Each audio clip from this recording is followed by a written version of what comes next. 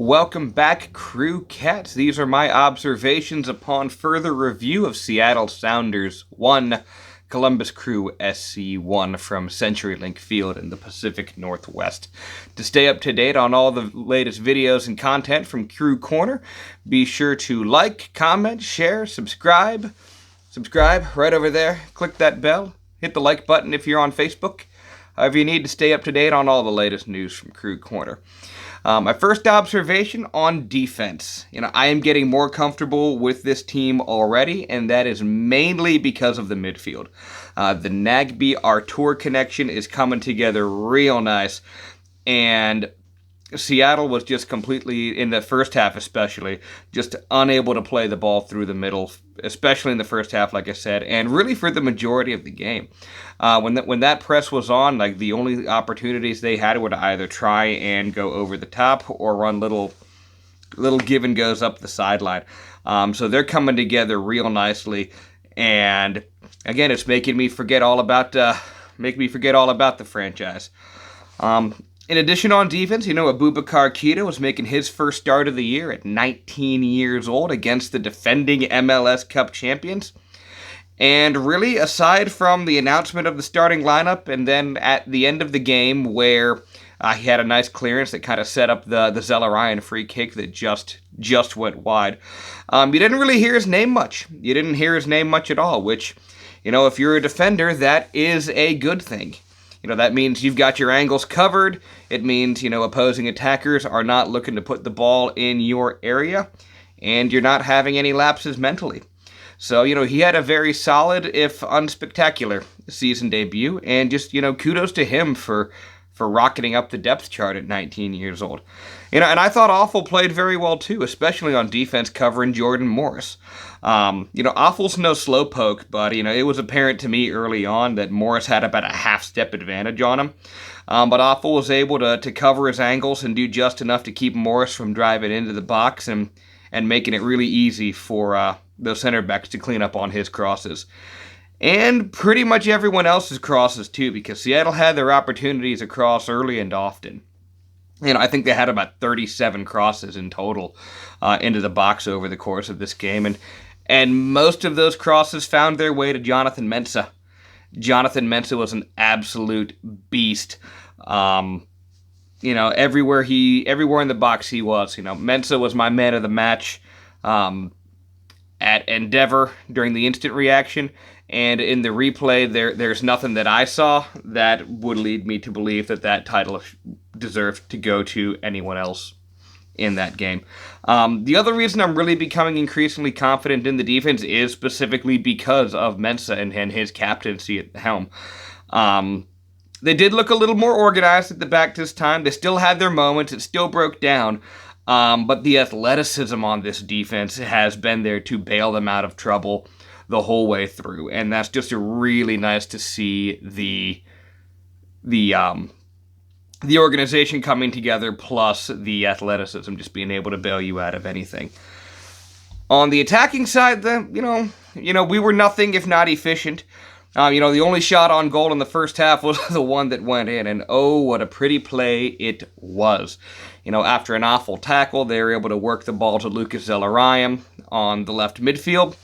Zelarayan drives to the right before getting double-teamed, just like I do in FIFA, and then he just lays it off to Artur coming down, and it was really Artur who unlocked the defense with that nice diagonal ball to Diaz, and just Zelarayan just continued his run into the near post, drawing away the center back, and that brings me to my second observation.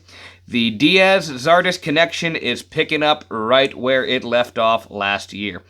Diaz whipped that beautiful ball across the ground, skipped it past the defender, and right onto the side foot of Gyasi Zardes for the easy tap-in. And even then, just a few minutes later, the dynamic duo was off on the counter-attack before Seattle took a very tactical yellow card to stop that play. And then at the end of the half, Diaz found Zardes again just right into the 6-yard box, and it was just ever so slightly behind him. Zardes still got the touch on the ball, but it was kind of off the back of the side of his face and his chest, and he just wasn't really able to corral it. Second half, Chris Cadden comes on for the injured Milton Valenzuela. The injury was to Milton's surgically repaired left knee. But on the positive side, all indications are that the substitution was precautionary and that Milton's going to be fine. CenturyLink Field is still playing on that, that rubberized field turf, and I just think that wasn't something that the team was willing to take the risk on. Chris Cadden, however, is my third observation. He was also fine, like Milton's going to be, but he was more like Folger's coffee fine, and as opposed to like supermodel in a red dress kind of fine. And Seattle smelled blood in the water as soon as he came on, and they moved Jordan Morris over to that right side. And it started paying dividends pretty early. Make no mistake about it, Jordan Morris is fast.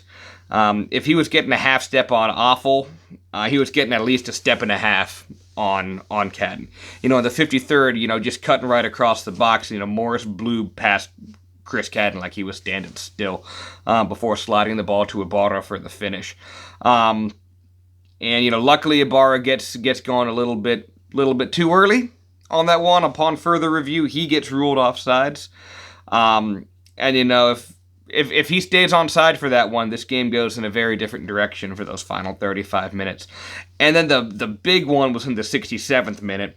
Morris got the ball down on the left wing, and Cadden's just in the box defending open space.